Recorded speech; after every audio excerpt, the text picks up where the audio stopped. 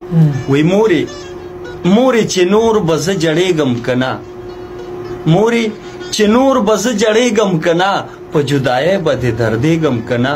په کومه ورځ چې زه د کوره تللی یم، د غریبۍ او د پیغوره تللی یم، هغه ورځ درته یادېږي مورې، زړه دې نری نری خوږېږي مورې.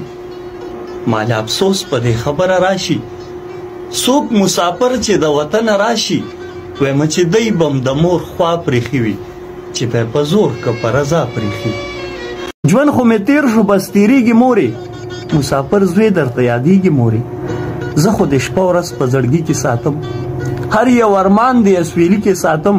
هسې نه دلته کې مرګی مې ګیر کړي او ستا نه بغیر چېرته بېځای مې ګیر کړي، چې بیا به کلي ته دروړي مې که نه.